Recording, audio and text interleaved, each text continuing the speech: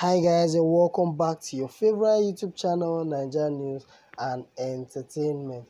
You won't believe what Nengi was caught on camera doing as Erica and Kiddwaya rekindle their love.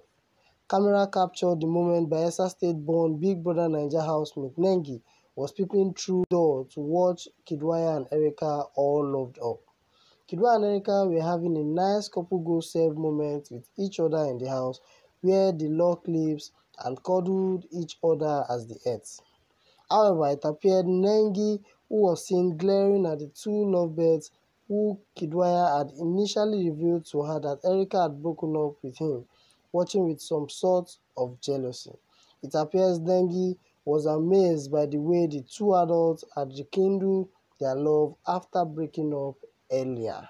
This is coming as a shock to everyone watching, as it was reported earlier that Erica and Kiddwaya have broken up, but suddenly they are now together, kissing and having a good time.